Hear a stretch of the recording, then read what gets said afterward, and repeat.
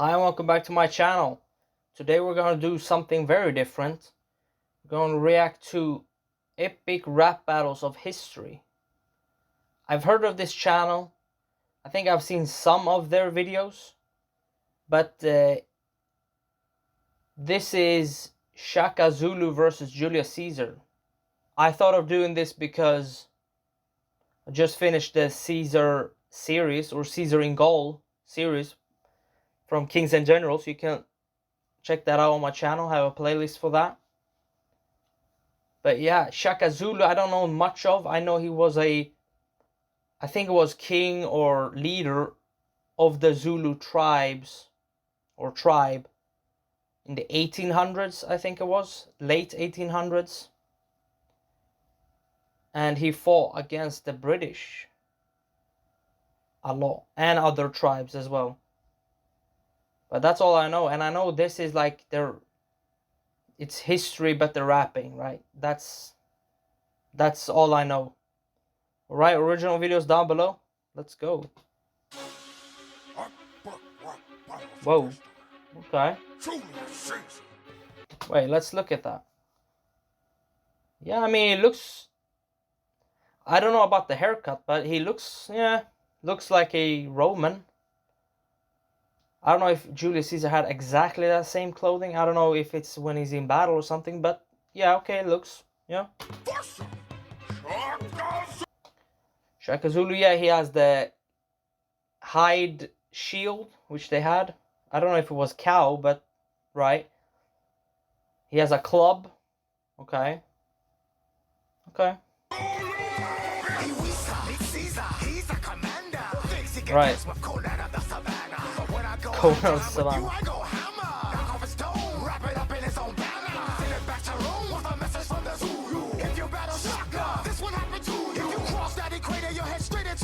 Uh-oh. You talk a lot of shit for a man wearing a diaper. I heard you had poison spit. Where was it in this cipher? Right. I don't know much about Shaka Zulu, but I know that there was some talk of they're having like poison in their mouth and then like spitting, or I don't know if they had poison on their spears or spitting the poison on their enemies or something. I don't know. Something like that, I think. That's what he said. And also Cleopatra in Egypt, yes, because Caesar was in Egypt. He had a child with Cleopatra. Cleopatra then went with Mark Antony. I don't know if they had a child. And then she took her own life when she was under siege by Augustus or Octavian. So all I hear is threat from a brute with no discipline, and I'm ruling over you like a boot full of my citizens. And you should take your cowskin shield and hide under it. You're fucking with the most triumphant third of the triumvirate. I'm first to the empire and last of the republicans. And I mean, that's true. He said that, what did he say? Boot full of my citizen. Because Italy looks like a boot kicking a rock, which is Sicily, sort of, right? And cowskin, right? I don't know if it was cowskin, but sure. And he said he's the first of the empire, last of the republicans. Not really. The first emperor was Augustus or Octavian. Caesar was a dictator, but he wasn't a dictator that ruled for 6 months like they usually do during wartime, during troubled times, like during the First and Second Punic War. He was dictator for life, right?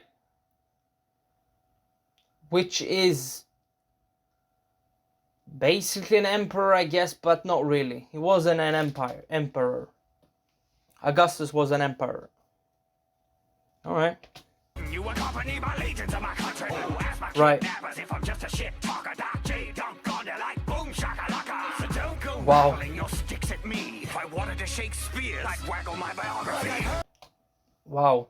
Yeah, your biography, that's not pretty good biography because it ends pretty badly, but Caesar said that his kidnappers, right? I don't know much about this, but I know that he was, when he was younger, I don't know if he was a teenager or a little bit older, he was kidnapped by pirates or something, and they were ransoming him, and he said to them, no, more money, I'm worth more money, or something like that, like, I'm not worth this little amount of money, I'm worth even more than you're saying. But also he said to them, when I get released, I'm going to hunt you down and kill you. And then when he got released, he took some soldiers with him, and they hunted them down on the sea, caught them, and I don't remember exactly what he did to them. I don't know if he, I don't know, skinned them alive. I don't know what he did to them. No, maybe not. Maybe put them on a cross. I don't know. Something terrible, at least. Tell me, how does it end? Oh, yes. Right. You get stabbed many times by your friend. Yeah. So what you gonna do with your romance sword? With the lines of your legion, get going by the Look at that. Yeah, horns. Shaka Zulu had, the reason why he's a fierce warrior and leader, and how he got into that position, is because he did invent or use sort of new tactics, right? Which was pretty effective. You see this, right? It's sort of like the hammer and the anvil military tactic, right? So he has the center here, right? Just behind Shaka Zulu, right? Which are engaged with the enemy. And then the horns, I think that's what they called, on the flanks come in, right? And he has the reserves behind there. Which that is sort of the hammer and anvil, but he has used it and advanced that. Alright, so here we have an example of Shaka Zulu's tactic here, like I explained it, or like they explained it in the video, right? So you have his skirmishers, right, facing the enemy. He has his chest, which he said, right? He has his loins as reserve. And then he has his horns to encircle, right? Looks like a very good enveloping tactic, right? But I said this looks pretty similar to the hammer and anvil tactic. Particularly the one that Alexander the Great did. And I might do a video on Alexander the Great as well. But this looks pretty similar. I'm gonna show you what I mean. Alright, so here we have Alexander's warfare, right? So, to the right here, it says, note, light skirmishers preceded main formation shown here, right? Like in Shaka Zulu's formation and tactic, they had skirmishers in front of the main body, and then they had the main body of their forces as the anvil, right? As the enemy forces are trying to attack, or which you are hitting them with, right? And then Alexander had his cavalry as the hammer, right? This looks pretty similar, but Shaka Zulu probably used it more effectively, or I mean, not as effective as Alexander the Great, but you know, it's pretty similar tactic, but they're using it in a different way. And maybe having two flanks instead of one is better, because the hammer is probably one, but you know, I just wanted to show that, right? horns of the Zulu. Played on thorns. You dismember any emperor's pasty white horn. I got the strength of a lion and the speed of a cheetah. And everyone knows Okay. you're just a chicken Caesar. Wow. Cause I'm going to laugh. I'll pave roads with the bones of your goat herding ass. First my front Wow. lines, I'll drop back and spank you in the chest. Then I'll decimate your horn. You cannot fight the best. Let's jump. There you go.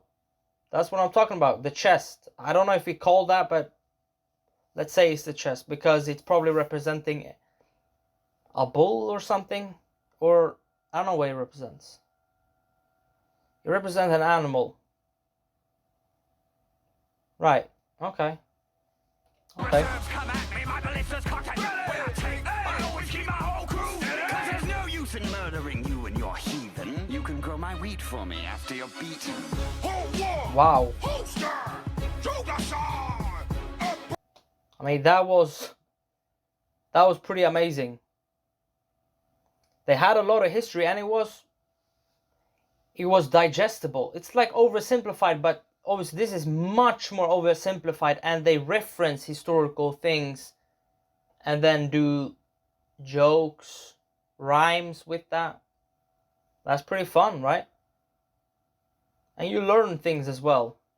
And you might be intrigued to search up even more, which is actually I mean, that's a part of all this history on the internet, right? That you look like oversimplified, like Kings and Generals, like Epic History TV, like Epic Rap Battles, right?